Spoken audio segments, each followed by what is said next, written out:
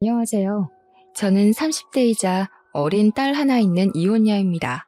과거보다 이혼율이 높아지고 있는 요즘, 각기 다른 사연들을 볼 때면 제 이혼은 그나마 평범한 편인 건가 하는 위안을 받아요. 그럼에도 이 세상에서 아프지 않은 이혼은 하나도 없겠죠. 제 이혼도 그랬습니다. 제게는 이혼을 하는 것이 훨씬 득될 게 많은 방향이었기에 최선의 결정을 내린 거지만 그 결정을 내리기까지 마음고생 많이 했어요. 당연히 흔한 고부 갈등도 있었고 남편과의 문제도 있었죠. 흔할 것 같으면서도 한편으론 기적 같기도 했던 제 사연을 지금부터 들려드리겠습니다. 평범하게 자라서 평범하게 살 줄 알았던 제가 드라마에서나 보던 돈 많은 집에 시집을 가게 되면서 인생이 달라지기 시작했어요. 원래 저랑 남편은 학원 강사랑 학생 사이로 만났습니다. 제가 영어 강사고 남편이 당시 토익을 준비하는 학생이었어요. 남편은 저랑 동갑이었는데 우리 학생들 중에서도 남편이 다소 나이가 있는 편에 속해 있어서 저는 더 좋게 보았습니다. 뒤늦은 나이에도 본인의 커리어에 도전하는 남편에게 용기를 주고 싶기도 했었어요. 그래서 남편에게는 항상 궁금한 거 있으면 부담 없이 찾아오라는 말을 꼭 해줬습니다. 남편은 정말 적극적으로 저를 찾아왔었어요. 수업이 없는 날에도 찾아왔었는데 저는 그게 정말로 자격증에 관한 일 때문인 줄 알았습니다. 그런데 남편은 어느 순간부터 취업이나 학습 부분의 질문이 아닌 제게 전화번호를 물어봤어요. 당연히 처음에는 관심 없다고 좋게 거절을 했지만 남편의 꾸준한 마음에 흔들려서 얼떨결에 사귀게 되었습니다.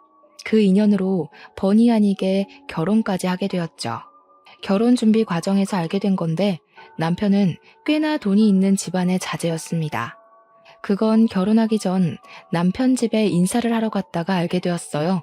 남편을 통해서 집안이 넉넉한 편이라고 언지를 듣긴 했는데 부자 동네로 소문난 곳에 단독주택을 소유하고 있는 집안인 줄은 상상도 못했습니다. 그런 동네에는 연예인이나 국가 일하는 높은 사람들만 사는 곳인 줄 알았고 TV에만 나오는 저와 다른 세상의 장소라 생각했어요. 만약 결혼을 약속하기 전에 남편 집안이 우리 집안과 상당한 수준 차이가 난다는 걸 알았더라면 솔직히 이 결혼에 대해 고민해 봤을 것 같네요. 제가 왜 이런 생각을 했냐면 시부모님께 인사하러 갔을 때 시모가 제게 제일 먼저 이런 말을 했기 때문인데요.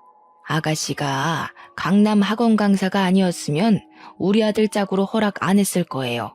내 말은 우리 아들 책임지고 공부랑 자격증 좀 따게 가르치라고 허락해준다는 거예요. 그 정도로는 쓸모 있어 보이니까. 처음엔 시모의 말을 듣고 당황했습니다. 그때만 해도 시모의 성격이 보였다기보다는 머릿속이 새하얘져서 내가 잘못 들었나 의심할 뿐이었어요. 나중에 남편이 제게 따로 해준 설명 때문에 시모가 왜 그런 식으로 말을 했는지 아주 조금은 이해할 수 있었습니다. 우리 엄마가 원래 말이 좀 세. 우리 엄마 워낙 며느리 보는 눈이 높아서 웬만하면 한 번에 통과받기 어려운데 자기는 마음에 드나 봐.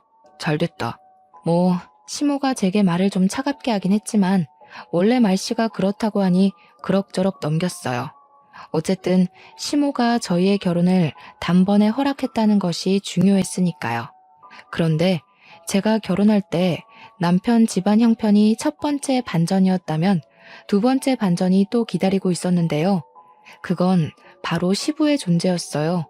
남편이 연애 때도 그렇고 결혼 준비하면서도 그렇고 시모 이야기만 주야장천하길래 저는 시부가 돌아가신 줄 알고 있었단 말이죠. 그래서 일부러 예의상 남편에게 돌아가셨냐고 묻지도 않았고 빙빙 돌려서 확인했었어요. 예를 들면 우리 부모님 한복 맞출 때 시모 한복도 같이 맞추자고 한다든지 시모가 좋아하는 음식이 뭐인지 등등으로 말입니다. 제가 이렇게 얘기했을 때 만약 시부가 살아계신다면 남편이 알아서 시부 이야기를 꺼낼 줄 알았어요. 그러나 남편은 이런 대화를 나눌 때마다 시모 이야기만 했고 시부 이야기는 아예 하지 않아서 저는 당연히 시부는 돌아가시고 안 계시는구나 이렇게 단정 지을 수밖에 없었죠. 그런데 청첩장을 제작할 때 남편이 시부 이름을 올리는 겁니다. 그걸 보고 얼마나 당황했는지 몰라요. 제가 남편에게 누구냐고 시부냐고 물었더니 남편이 표정 하나 바뀌지 않고 고개를 끄덕이면서 그렇다고 하더라고요. 지금 대답이 중요한 게 아니잖아요. 저는 시부가 있다면 왜 소개를 안 시켜줬는지 그것에 대한 설명이 듣고 싶어서 물은 거였어요. 실제로 남편은 저를 시모에게만 인사시켜줬거든요. 상견례도 시부 없이 시모와만 했어요. 그러니 제가 남편 앞에서 당혹스러운 얼굴을 보이는 게 전혀 이상할 것도 없었습니다. 저는 남편에게 대체 왜 시부가 있다고 말하지 않았냐 묻자 남편이 별일 아니라는 듯 한마디를 던졌습니다. 사이가 안 좋아서 신경 쓸 거 없어. 원래 오래전부터 없는 사람이나 마찬가지였으니까. 그게 다였어요. 남편의 대답에 황당해서 말문이 턱 하고 막히고 말았습니다. 아니, 아무리 사이가 안 좋다고 한들 결혼을 하게 될 사이인데 부모님을 전부 다 소개해줘야 하는 게 아닌가요? 그리고 결혼식장에 부르는 걸 보니까 시부모님이 이혼한 것도 아닌 것 같은데 남편에게 슬쩍 물어도 제대로 알려주지 않으니 혼자서 시부모님의 관계를 추측만 해봐야 했는데요. 시부모님이 아마 이혼은 하지 않고 별거만 하고 있었던 게 아닐까. 그땐 그렇게 예상했습니다. 소개를 시켜주지 못할 정도로 사이가 안 좋았다면 그런 사정이라고 말이라도 해줄 것이지. 시부의 존재를 알게 된 순간 저는 마치 죽은 사람이 도로 살아난 것처럼 당황스러운 기분을 느꼈습니다. 남편은 결혼식 때에 제게 처음으로 시부를 먼저 언급했었는데 그것마저 황당한 주의였습니다. 남편 말이 시부는 그냥 결혼식 자리만 지키러 오는 거니까 모시지도 말고 인사도 하지 말라더군요. 시부와는 같이 안 살아서 결혼식 때 말고는 볼 일도 없다면서 말이죠. 그런 경고 아니더라도 어차피 시부 되는 분과는 인사를 못했어요. 결혼식이 끝나자마자 시부가 사라졌거든요. 남편 말처럼 시부는 아버지로서 혼주석에 자리만 딱 지키고는 바로 가버린 듯 싶었습니다. 남편이나 시모나 정말로 시부와 사이가 안 좋은지 시부가 사라졌는데 원래 없던 사람이었던 것 마냥 신경도 안 쓰더라고요. 저는 결혼을 하고 나서도 유일하게 찝찝했던 부분이 바로 시부였어요. 자꾸만 마음에 걸리는 게 이상했죠. 그런데 남편 말대로 시부는 정말 볼 일이 없어서 시간이 흐르니 그 찝찝함도 끝내 잊게 되었어요. 저는 시모의 제안 때문에 합가를 하게 되었는데요. 시모가 시댁이 이렇게 넓은데 뭐 하러 나가 사냐면서 2층 전체를 저와 남편에게 쓰라며 내주셨어요. 그렇게 나쁜 조건은 아닌 것 같아 그렇게 하기로 했습니다. 남편은 저랑 결혼하고도 자격증 따느라 공부하고 있었는데 말이 공부지 그냥 백수 신분이었어요. 그럼에도 저희가 돈 걱정은 안 해도 됐던 게 재산 많은 시모 덕분에 딱히 돈 들어갈 곳이 없었기 때문이었죠. 시모는 한 회사의 대표였거든요. 명성이 높으니 만약 제가 잘 나가는 학원의 강사가 아니었다면 정말로 시모가 저를 안 받아줬을지도 모르죠. 회사 대표니까 자기 아들 결혼 상대를 고를 때 얼마나 깐깐하게 보겠어요. 웬만한 여자들은 눈에 차지도 않았을 겁니다. 저는 시모와 딱히 부딪히는 부분은 없었어요. 시모의 말투가 차가운 것만 아니면 제가 시모에 대해 불만 품을 일이 없었습니다. 그런데 어느 날부터 저희 관계가 좀 이상하게 틀어졌어요. 그게 언제부터였냐면 제가 학원 쉬는 날이었는데요. 시모가 외출하고 남편도 약속이 있다고 외출해서 집엔 저 혼자 있을 때였어요. 그때 누군가가 무단으로 집에 들어오는 소리가 들렸습니다. 주방에 있던 제가 기척에 깜짝 놀라서 나가봤어요. 도둑인가 강도인가 떨리는 심장을 부여잡고 마주한 사람은 뜻밖의 인물이었는데요. 다름 아닌 결혼식 때 보고 한 번도 본 적 없던 시부인 겁니다. 시부를 다시 만나게 된 건 제가 남편과 결혼한 지 4개월이 되던 해였습니다. 아, 새아가 있었니? 집에 아무도 없지? 내가 뭐 좀 찾을 게 있어서 들렸다. 나 신경 쓰지 말고 볼일 봐라. 시부는 얼떨떨한 저를 두고 어딘가로 향했는데 그곳은 시모가 쓰고 있는 안방이었어요. 저는 거실에 덩그러니 서서 시부가 나오길 기다렸습니다. 한참 있다가 시부가 안방에서 나왔는데 들어올 때는 없던 짐가방을 메고는 금세 나가버리셨어요. 그 싱거웠던 순간이 시부와의 두 번째 만남이었습니다. 시부와 세 번째 만남까지는 더 얼마 안 걸렸어요. 시부가 집에 왔다 간 지 몇 시간이 지나지 않아서 시부한테 전화가 왔는데요. 전화를 받았더니 시부가 제 학원을 알아서 명함을 보곤 연락하게 됐다더군요. 세아가, 내가 부탁할 게 있는데 조금 전에 집에 들렀다가 작은 가방 하나를 흘린 것 같거든. 혹시 집에 사람들 들어온 게 아니면 좀 갖다 줄 수 있을까? 주소 보내줄게. 저는 시부가 알려준 대로 집 어딘가에 있을 작은 가방을 찾아봤는데 안방 바로 앞에 떨어져 있더라고요. 시부에게 알겠다고 말씀드리고 전화를 끊었습니다. 그 가방을 열어보진 않고 시부가 기다릴까봐 얼른 겉옷만 챙겨서 시부가 알려준 주소로 갔어요. 그런데 도착한 곳이 좀 의외였습니다. 제 눈앞에 웬 컨테이너 박스 하나만 덜렁 있더라고요. 그 앞에서 시부가 고물 같은 걸 조립하고 있었는데 순간 이게 이해 안 되는 모습이라서 당황했습니다. 물론 시부가 집에 찾아왔을 때도 부자인 시모와 상반되는 복장이라 조금 의아했었어요. 근데 그건 그냥 복장만 그렇다고 생각했지 시부의 현재 형편마저 어려울 줄은 그때 처음 알았습니다. 저는 당황한 마음을 숨긴 채 시부에게 별다른 건 묻지 않고 가방만 건넸어요. 시부는 그런 저에게 고맙다고 웃으면서 시간 괜찮으면 커피 한잔하고 가겠냐고 물어보는데 어쩐지 그런 시부의 모습이 쓸쓸해 보여서 냉큼 그러겠다고 수락했네요. 제일 궁금한 집안 이야기는 시부가 꺼내지 않는 이상 제가 먼저 할 수가 없어서 그저 시부의 관심사인 고물 조립하는 이야기만 잔뜩 나누고는 집으로 돌아왔습니다. 그 잠깐 나갔다 온 사이에 시모랑 남편이 어느새 먼저 집에 와 있더라고요. 근데 분위기가 심상치 않아 보였어요. 아직 겉옷도 벗지 않고 다녀왔다는 인사도 못했는데 남편이 제 앞을 가로막았습니다. 그리곤 어딜 다녀왔냐고 날카롭게 묻길래 왜 이러나 싶었죠. 시부를 만나고 왔다는 사실을 숨기는 게 더 이상할 것 같아 솔직하게 말했더니 내가 아빠 만나지 말랬잖아. 우리 집에서 아빠 상종도 안 하고 있는 거 모르겠어? 경고해줬는데 왜 뜬금없이 안 하던 짓을 해? 남편이 다짜고짜 성질을 내더라고요.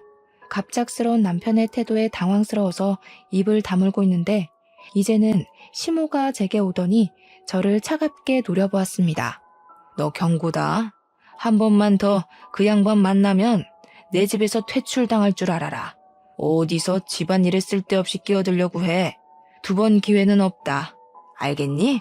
시모와 남편은 왜 이렇게도 시부를 멀리해야 하는지 이유도 알려주지 않고 무작정 가까이 하지 말라고만 했어요.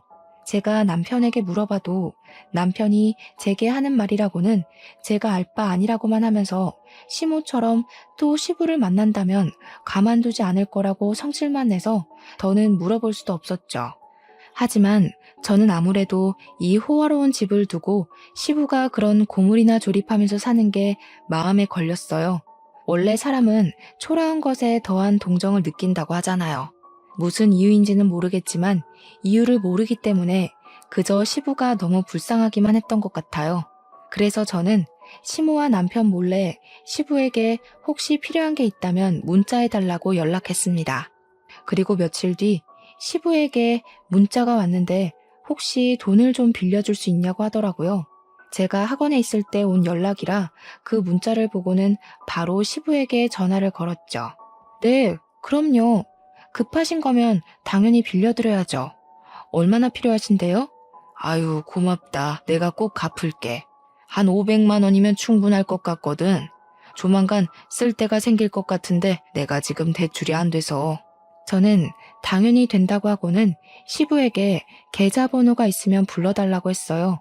제가 시부에게 이렇게나 마음이 쓰였던 건 가족들에게 미움을 받는 모습이 안타까워서도 있지만 한편으론 어릴 적 가난하게 살다가 돌아가신 아빠 생각이 나서였죠.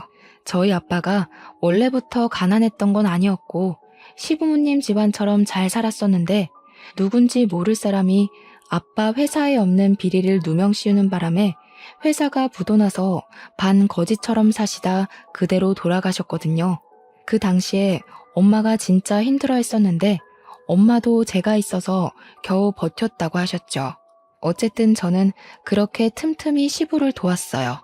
이미 시부 심부름을 한 번 했다고 시모와 남편과 사이가 조금 틀어져 있었기에 그들에겐 더 철저하게 시부와 연락하고 있다는 사실을 숨겼습니다. 그러던 중 제가 임신하게 된 거예요. 시부 일 때문에 저와 사이가 조금 멀어져 있던 두 사람과 단번에 안 좋았던 감정이 풀리게 되었죠. 임신 소식에 이렇게 식구들이 좋아하는 모습을 보니 문득 또 시부가 생각이 났습니다. 저는 딸을 출산한 후 식구들 몰래 시부에게 사진을 찍어서 보내줬어요. 시부가 너무 예쁘다면서 보고 싶다고 하더군요. 데려오라는 말씀을 안 하셨지만 저도 시부에게 제 딸을 보여드리고 싶었습니다. 그래서 저는 큰맘 먹고 쉬는 날 딸을 데리고 시부에게 찾아갔죠. 시부는 저와 딸을 보고는 뭐하러 여기까지 왔냐고 했으나 이미 사부의 얼굴에는 한박웃음 꽃이 피어 있었습니다. 제 딸에게서 눈을 떼지 못하는 시부는 조심스레 딸을 만지려다가 자신의 더러운 손을 보더니 황급히 손을 씻고 옷까지 깨끗한 옷으로 갈아입고 오셨어요. 시부의 설렘이 제게도 느껴져서 그런 시부가 귀여워 보였답니다. 시부는 손녀를 안으면서 한시도 눈을 떼지 못하시더니 갑자기 눈물을 보였어요. 제가 덩달아 놀랐는데요. 고맙다 새아가. 내가 이렇게 손녀를 보니까 괜히 힘이 나네. 그래도 이제는 찾아오지 마라. 혹시 꼬리라도 밟히면 식구들이 가만히 있지 않을 거야. 시부는 자기 때문에 제가 집에서 어느 정도 질타를 받을 거라는 걸 예상하는 것 같았어요. 저는 그제야 시부에게 대체 무슨 일이 있는 거냐고 물어봤지만 시부는 나중에 다 알려주겠다고만 했습니다. 결국 저는 또 이 가족 간의 심각한 문제를 알지 못한 채 귀가해야 했어요. 그런데 문제는 지금 당장의 제 처지였습니다. 저는 집에 들어서자마자 소금 폭탄을 맞게 되었죠. 제가 딸을 안고 있었는데 딸에게도 소금이 들이부어져 깜짝 놀랐어요. 제 눈 따가운 건 느낄 새도 없이 얼른 딸을 살피기 바빴죠. 건방진년이 하지 말라는 짓을 자꾸 하네. 내가 지난번에 너무 시시하게 넘겼지? 나 분명 말했다. 2번 기회는 없다고? 무슨 소리 하시는 거예요? 대체 왜 이러시는 건데요? 아무리 감정 상하셔도 그렇지 아기한테까지 소금을 들이부으시면 어떡해요? 사람 경고를 무시했으면 그만한 대가를 맞아야지. 네가 언제 한번 그 양반 더 안 만나나 했다. 너 이 집에서 나가라. 네가 뭘 잘못했는지 알기 전까진 내 집에 들어오지 마. 시모는 제게서 애를 빼앗아갔고 남편은 혼자가 된 저를 그대로 집 밖으로 쫓아내 버렸습니다. 아무래도 시모가 남편에게 제 뒤를 밟으라고 시켜서 그동안 남편이 제 뒤를 밟고 있었던 것 같았어요. 대문 밖으로 쫓겨난 저는 억울해서 문을 두들겼지만 끝내 문은 열리지 않았어요. 결국 저는 대문 앞에서 새벽 내내 벌벌 떨다가 아침이 되어서 집으로 들어갈 수 있었습니다. 그것도 시모가 출근해야 하니까 문이 열리는 덕에 들어갈 수 있었죠. 그날로 저는 남편과 각방을 썼는데요. 정말 소름 돋게도 남편은 시모와 같은 방을 썼습니다. 다 큰 성인 남자가 엄마랑 같은 침대에서 잠을 자다니 좀 징그럽고 소름이 돋더군요. 아무튼 밥도 시모랑 남편 둘이서만 먹고 치우고는 이 집에서 완전히 저를 없는 사람 취급했어요. 둘은 마치 영혼의 단짝처럼 저를 따돌리고 있었습니다. 유치한 행동에 어처구니가 없던 저는 남편에게 어떻게 다 큰 성인이 엄마랑 같이 자냐고 따져 물었지만 그럴 때마다 남편이 시모에게 고자질하는 바람에 시모가 제게 와서 다시 따지는 레퍼토리가 계속해서 반복되었어요. 저와 남편의 사이는 멀어질 거리도 없는 줄 알았는데 시모 문제 때문에 그보다 더 멀어지게 됐습니다. 저는 마지막 카드로 남편에게 내가 집을 마련할 테니 분가하자는 말을 던졌어요. 제정신이냐? 내가 수백억 두고 뭐하러 너랑 나가서 살아. 난 죽을 때까지 엄마 못 떠나. 우리 엄마랑 같이 지내는 게 그렇게 못 견디겠으면 차라리 이혼해. 알고 보니 남편은 시모가 가진 재산 때문에 시모 말이면 별도 달도 전부 따다 줄 것처럼 복종적인 사람이었어요. 재산도 어느 정도면 모르겠는데 수백억이라고 하니까 남편이 그 재산을 오로지 받으려고 시부까지 버린 거라고 하더군요. 어떻게 돈 때문에 아버님까지 버릴 수가 있어? 이혼? 말이 쉽다. 이럴 거면 나랑 왜 결혼했니? 평생 엄마 뒷바라지나 하면서 돈이나 받아 처먹을 것이지. 나도 욕구는 풀어야 할 거 아니야. 평범하게 살다 죽을 팔자 구제해줬더니 배딱지가 불렀냐? 왜 갑자기 분가하자고 난리야. 저는 남편의 말에 기가 막혀서 그 자리에서 남편 뺨따기를 날렸습니다. 그런데 재수가 없어도 이렇게 없을 수가 있는지 하필 그 타이밍에 저희 방에 무단 침입한 시모가 제가 남편의 뺨을 치는 걸 보게 되었어요. 시모는 눈알이 튀어나올 듯이 놀라면서 바로 저에게 달려들어 제 머리채를 잡았죠. 이년이 감히 내 귀한 아들을. 이혼 소리 잘 나왔네. 당장 내 집에서 나가. 내가 너 같은 평민을 집에 들이는 게 아니었는데 아주 큰 실수를 했어. 짐 챙겨서 따로 보내줄 테니까 당장 꺼져. 저는 또다시 그들에게서 그대로 쫓겨났습니다. 솔직히 남편과 이혼하면 그만이지만 그 사람들이 제 딸을 빼앗아가서 이대로 돌아설 순 없었어요. 절대 그들이 제 딸을 키우게 두고 볼 순 없었죠. 결국 저는 친정에 가서 며칠을 울며 머물게 되었는데 그러는 동안에도 시댁에서는 계속 이혼 합의서와 협박 문자가 날라왔어요. 문자 내용 중에 빨리 도장 안 찍으면 평생 딸을 보여주지 않겠다는 소리에 결국 울며 겨자 먹기로 도장을 찍으려는데 때마침 시부가 친정을 찾아왔습니다. 좀 당황스러웠어요. 시부랑 저희 친정이랑 이렇게 사적인 만남을 가질 건더기가 없어서 시부의 등장은 무척 뜬금없었습니다. 저는 너무 놀라서 제대로 된 인사를 못 드렸어요. 그저 시부에게 저희 친정집을 어떻게 알고 찾아왔냐고만 물었습니다. 그러더니 친정엄마가 시부를 보고 아는 체를 하면서 대접하는 모습에 더 많이 얼떨떨해졌죠. 뭐야 엄마? 아버님이랑 아는 사이야? 두 분 무슨 사이세요? 엄마가 기회가 안 돼서 말을 못했어. 사실 사돈어른이랑 니네 아빠랑 동창이야. 아빠가 옛날에 회사 했었다고 했지? 그거 사돈어른이랑 동업으로 일군 회사였어. 이때부터 저는 모르는 부모님과 시부모님의 젊은 시절 이야기를 듣게 되었습니다. 아빠랑 시부는 고등학교 동창이었는데 군대도 같이 갔대요. 동반 입대를 한 거죠. 그리곤 같이 지내면서 우스갯소리로 동업하자는 약속을 했었답니다. 말 그대로 농담식으로 주고받은 이야기였는데 둘은 실제로 사회에 나와서 그 꿈을 이뤘고 소규모로 시작해서 각자 결혼할 때쯤엔 중소로 키웠을 만큼 회사 운영을 잘해갔다고 했어요. 여기까지도 이미 제겐 놀라운 사실이었는데 지금부터는 말문이 막힐 만큼 충격적인 전개로 흘러갔어요. 저는 어릴 적 아빠 회사가 부도나서 아빠가 그것 때문에 많이 힘들어해 돌아가신 걸로 알고 있었습니다. 그런데 사실은 그게 아니었대요.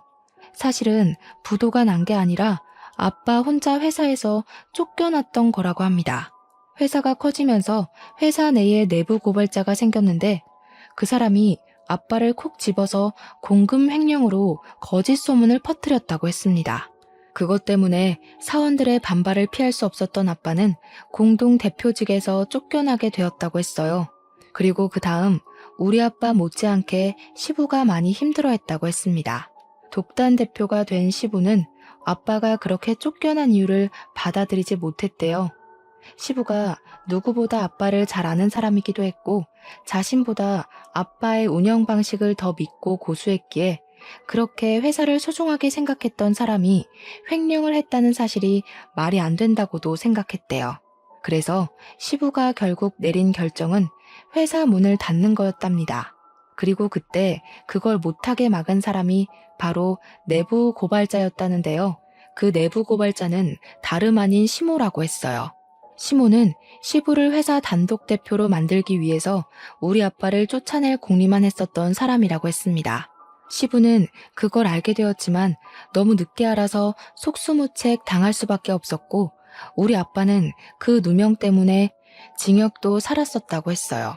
시부는 이 모든 사태의 원인이 시모의 짓이란 걸 알고는 사원들에게 면목이 없어서 회사 대표직에서 물러났는데 시모가 아주 뻔뻔하게 그 자리를 꿰차고 들어가서 지금까지 저렇게 잘 먹고 잘 살고 있는 거라고 합니다.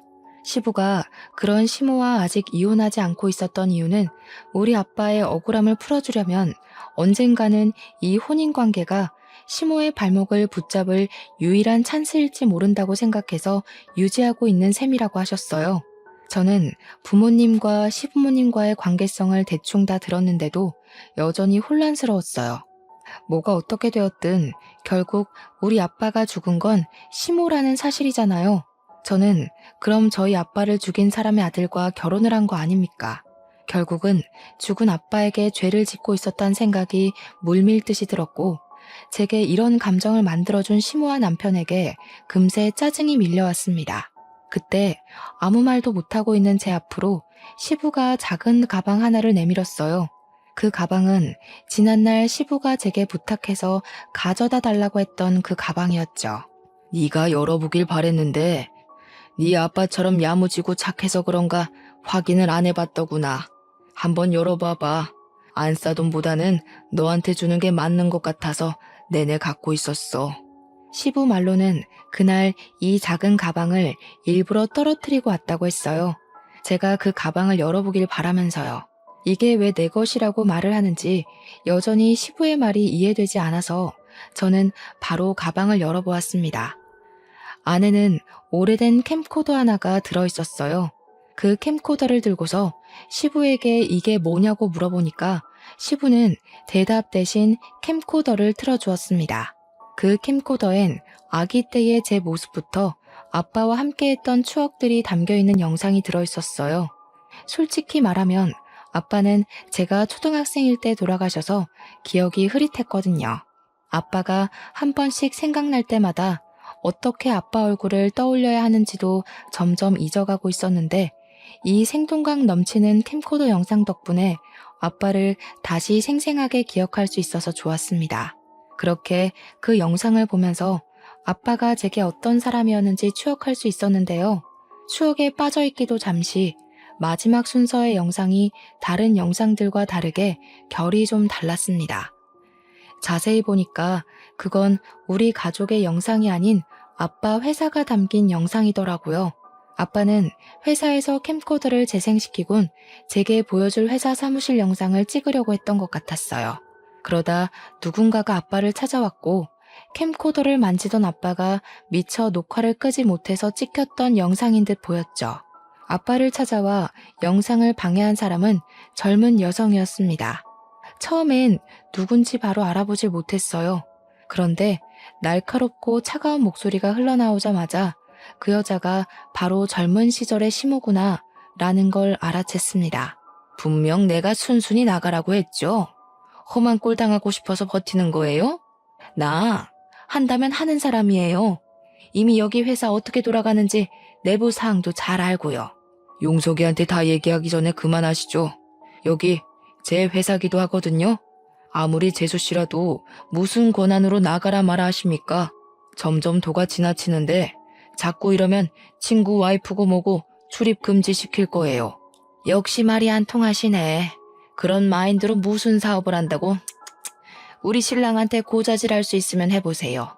그 전에 이 회사에 버티고 있을지는 모르겠지만 그쪽 와이프랑 어린 딸 하나 있다고 했죠?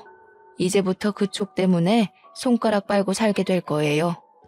집안 가장이면 자존심을 택하기 전에 가족들 처지를 먼저 살폈어야지. 시모는 시부와 결혼하고 얼마 안 돼서 시부 몰래 아빠를 이런 식으로 계속 협박하고 있었던 거였어요. 하지만 협박에도 아빠가 물러나지 않자 시모가 결국 일을 꾸몄고 아빠에게 공금 횡령 죄목을 아주 크게 씌워서 구치소로 보내버렸던 거죠. 당연히 그 사실을 알지 못했던 우리 집은 아빠가 무너지자 함께 초박살이 나버렸고 엄마가 힘들게 잡일하면서 저를 먹여 키우셨다고 합니다. 개중의 시모는 저희가 살던 동네에서도 지내지 못하게 하려고 사람을 사들여서 저희 엄마 홀로 있는 곳을 깽판 쳐놓기도 했다고 했어요. 엄마는 깡패들에게 이길 힘이 없어 결국 이사를 하게 되었고 어린 저를 데리고는 겨울에 춥고 여름에 더운 생활을 하면서 지냈다고 합니다. 엄마는 아빠가 출소하고 나오기만을 손꼽아 기다리셨는데 아빠는 가족들이 개만도 못한 집에서 개만도 못한 밥을 먹고 사는 걸 보고는 죄책감을 엄청 많이 느꼈다고 했습니다. 우리 집이 그렇게 망한 것이 다 자신 때문이라는 자책을 이기지 못하고 출소한 지 얼마 안 돼서 스스로 생을 마감했다더군요. 아빠의 죽음은 엄마를 무너뜨렸지만 아빠가 죽고 나서 나온 사망보험금은 좌절스럽게도 저희를 숨쉬게 해주었어요. 엄마는 차마 아빠의 목숨값을 함부로 쓸 수 없었으나 사람들이 먹다 버린 음식을 몰래 주워 먹으려는 제 모습을 보고서 마음을 다잡고 죽을 힘을 다해 가세를 일으켰다고 했습니다. 그 말을 듣는데 대체 시모가 우리 집안에 무슨 짓을 한 건지 정말 소름이 끼치더라고요. 이건 직접 손에 피만 안 본 거지 저희 식구를 몰살한 거나 다름없다고 생각했습니다. 시부도 처음엔 우리 아빠가 진짜 공금 횡령이라도 한 줄 알았었대요. 그런데 나중에 시모가 본인 입으로 전부 말해줘서 그때 이 모든 게 누구 짓인지 알았답니다. 시부는 모든 걸 바로잡으려고 했으나 아빠가 시모의 계략 때문에 현생을 떠났다는 소식을 듣는 바람에 차마 엄마와 저를 찾아올 면목이 없어서 세상을 배회하기만 하고 살았대요. 한 번도 네 아빠를 잊은 적이 없는데 솔직히 가끔은 더 이상 세상 시끄럽게 하지 말고 이대로 살다가 너희 아빠에게 용서하러 가볼까 그런 생각도 했었다. 그런데 갑자기 내 아들이 결혼을 한다고 찾아왔더라. 아들이 청첩장을 던져주면서 혼주석만 지키고 바로 가라더라고. 내가 사돈댁에 괜한 소리 할까봐 걱정이 됐겠지. 자기 아들에게 그런 식으로 청첩장을 받는 것이 치욕스러웠으나 시부가 다시 마음을 단단히 먹게 된 이유는 그 청첩장 때문이었다고 했습니다. 청첩장에 사돈 이름을 보고 낯이 익어서 한참 들여다봤었대요. 저희 엄마 이름이 좀 독특합니다. 저도 살면서 동명이인을 만난 적이 없어요. 그래서 제가 이곳에 엄마 성함을 밝히지 못하는 거 양해 부탁드립니다. 아무튼 시부가 저희 엄마 이름 때문에 혹시나 해서 결혼식을 꼭 참석했었다고 해요. 엄마 이름이 아니었다면 결혼식 때 잠적했을 수도 있었다고 하시네요. 그렇게 결혼식을 찾아온 시부는 식장에서 엄마를 만났다고 했습니다. 시부는 엄마를 보면서 아빠가 한번 소개해줬던 여자라는 걸 단번에 알아봤대요. 엄마도 시부를 바로 알아보곤 주춤거렸다고 합니다. 두 분은 모든 사람 몰래 연락처를 교환했고 결혼식이 끝나고도 저 몰래 연통하면서 주기적인 만남을 가졌답니다. 만나서는 시모를 망가뜨리려는 계획을 비밀리에 준비하기 시작했다네요. 그래서 시부가 결혼식 이후 4개월 만에 시댁에 나타난 것이 슬슬 복수를 실현시키기 위해서였다고 했습니다. 시부는 제게 빌려갔던 500만 원도 복수를 위해 사용했다고 했어요. 몇십 년 만에 다시 회사 대표처럼 빼고 광내서 본인의 회사를 찾아갔다고 했어요. 자기가 대표로 있을 때는 젊었던 사원들이 어느새 나이가 들어서 대부분 간부 자리까지 승진해 있었다더라고요.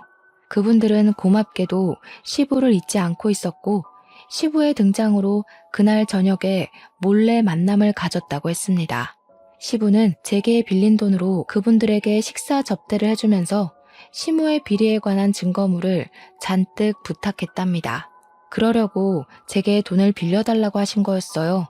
아무튼 시부가 회사 간부들에게 받아낸 정보들은 대단했습니다.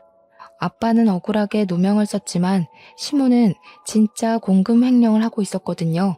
누구도 모르게 제 남편 명의로 된 통장으로 돈을 야금야금 빼내고 있었던 사실이 드러났어요. 그뿐만이 아니라 간부 직원들이 시모의 성과를 버티기 어려웠는지 시모의 횡포를 추가로 고발해주는 덕에 시모를 고소하기 위한 증거를 모으기는 식은 죽 먹기였다고 했습니다. 그들은 시모 다음 차기 대표로 대기하고 있는 제 남편도 맡고 싶어하는 듯 했어요. 제가 회사 운영에 대해 잘은 모르지만 남편 같은 대표라면 당연히 뿌리도 못 내리게 막는 것이 맞는다고 생각했어요. 아무튼 시부는 받은 증거물을 가지고 바로 시모를 소송했습니다. 소장이 나오자 회사는 빠르게 압수수색을 당했고 아무것도 모른 채 집에 있던 시모는 형사들이 들이닥쳐서 바로 구속되었어요. 저는 그 소식을 시부에게 뒤늦게 전달받고서 빼앗긴 제 딸이 걱정돼서 급하게 시댁으로 갔습니다. 그러자 남편이 어수선하게 집을 돌아다니다가 집에 들어온 저를 발견하고는 곧바로 멱살을 잡더군요. 네가 우리 엄마 깜빵 보냈지? 제정신이냐? 반항도 정도껏 해야지. 감히 시어머니 되는 사람을 깜빵에 보내? 별것도 아닌 사람을 재벌집 며느리로서 만들어줬으면 매사에 넙죽 엎드릴 것이지. 이게 지금 뭐하는 짓이야? 왜? 네 돈줄 끊기게 생겨서 불안하니? 네 엄마 때문에 우리 아빠는 죽기까지 했는데 고작 수갑 차는 걸로 이렇게 화내면 곤란하지. 재산 잃는 게 겁나는 거면 이제 회사 대표는 네 아빠일 텐데 마마보이 타이틀 버리고 파파보이 해보던가. 너랑 결혼까지 하는 게 아니었는데 그냥 갖고 놀다 버릴 걸 그랬나 봐. 선생이라고 어디 써먹을 때 많을 것 같아서 결혼했더니 정말 똑똑한 척하는 골빈년이었네. 얼마나 할 짓이 없었으면 우리 아빠랑 손을 잡고 남편을 망가뜨린대? 할 짓이 없어서 망가뜨린 게 아니라 너랑 네 엄마는 둘이서 애초에 삽질만 하고 있었던 거야. 둘이서 짝짝쿵 잘 맞아서 머리 잘 굴렸던 게 아니고 그냥 자만에 취해서 뒤에서 무슨 일이 일어나고 있는지 살피지도 못하는 장님이었던 거라고. 어쨌든 위자료 두둑하게 준비해놔. 곧 소송장 날아갈 테니까. 저는 남편에게 이혼 위자료, 정신적 배상, 양육비를 준비하라고 했습니다. 그러고는 제 딸을 안고 그 집을 나왔어요. 부잣집 동네라고 신기해서 발을 들였던 때가 엊그제 같은데 이런 봉변을 당하고 이런 악연을 만들어서 나오게 될 줄은 상상도 못했습니다. 원래는 와보지도 못할 동네였다면 이제는 쳐다보고 싶지도 않은 동네가 되어버렸어요. 구속된 시모는 공금 횡령한 돈을 다 배상하라는 판결이 내려져서 엄청난 빚쟁이가 됐었습니다. 그 돈을 해결해야 돼서 남편은 커다란 시댁집을 내놓을 수밖에 없었을 거예요. 시부 말에는 그 집이 현재 부동산에 나와 있다고 하더라고요. 그리고 시모가 빠지자 공석이 된 회사 대표 자리에는 다시 시부가 들어갔습니다. 시부는 저와 엄마를 따로 초대해줬어요. 그래서 엄마랑 같이 시부 사무실에 화분을 들고 찾아갔습니다. 시부 사무실 안에는 아빠랑 같이 회사를 키우면서 수상했던 각종 상이나 해외 출장 사진 등이 걸려 있었어요. 그리고 시부 탁자에도 아빠랑 시부가 나란히 사무실 책상에 앉아서 웃고 사진이 작은 액자로 세워져 있었습니다. 문득 너무 감사했어요. 아빠가 정말 좋은 친구분을 두셨구나 생각하면서 그게 너무 다행이라고 생각했고 저도 누군가에게 또 누군가와 이런 친구 관계를 맺었으면 좋겠다고 동경스럽게 보기도 했습니다. 시부와 엄마는 서로 과거 얘기를 하면서 감사했다, 미안했다 같은 얘기를 한참 나누고 있었습니다. 그리고 시부 품에는 또 제 손녀가 안겨 있었어요. 이제야 1살을 넘긴 제 딸은 시부가 미리 사놓은 애착 인형이 마음에 드는지 시부 품에서 얌전히 그것만 조물락거리고 있었습니다. 제 딸이 저희 엄마 품에도 잘 안 안기려고 하는데 시부 품에선 가만히 있는 것 보면 한 번씩 신기했네요. 그리고 이제 그만 시부가 저희에게 식사까지 대접하겠다고 자리를 이동하려고 했습니다. 그런데 그때 사무실 문이 먼저 열리더니 졸지에 엄마를 잃고 길바닥에 나앉은 전 남편이 시부를 찾아왔더라고요. 파파보이가 돼보라는 제 말대로 하려는 건지 완전 거짓골을 하고서도 시부 앞에 나타났길래 어이가 없었습니다. 아빠, 내가 잘못했어. 그래도 아들인데 내치진 않을 거지? 나 엄마가 얼마나 무서운 사람인지 이제 깨달았어. 엄마처럼 살면 결국 그 꼴 난다는 거 아빠한테 똑똑히 배웠다고. 이제 어떻게 살아야 될지 알 것 같아. 아빠, 나 좀 받아줘. 그래도 내가 아빠한테 하나밖에 없는 핏줄이잖아. 남편은 최대한 불쌍하게 행동하면서 시부에게 사정했습니다. 그러자 시부가 제 딸을 다시 제게 넘겨주었어요. 그러고는 제 딸이 못 보게 얼굴을 가려달라고 하더니 손에 들고 있던 믹스커피를 전 남편 얼굴에 냅다 뿌려버렸습니다.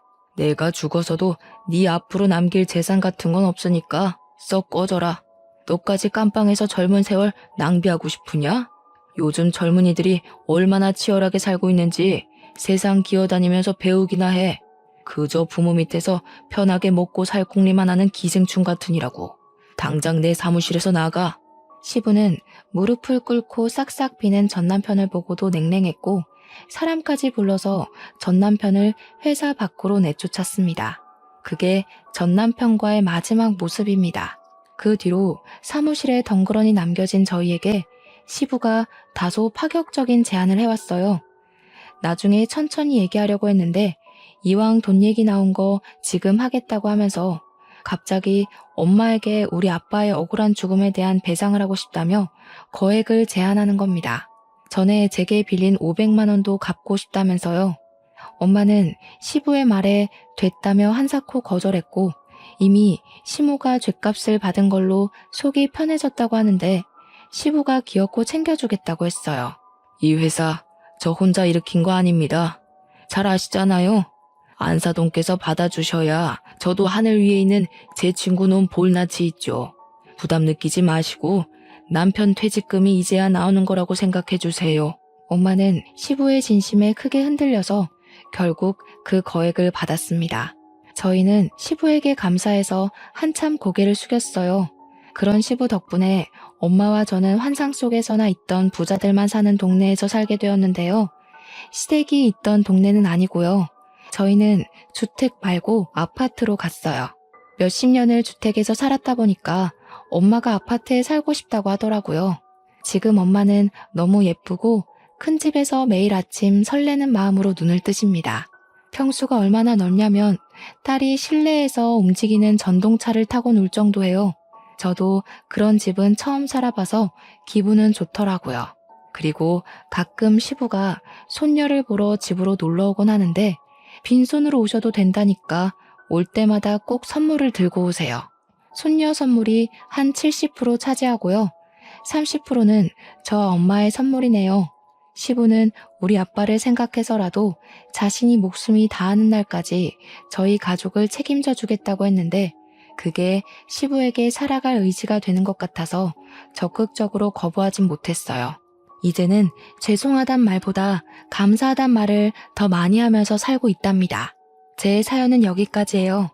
흔한 이혼 소재였지만 그래도 제게는 살아생전 중 가장 큰 풍파였습니다.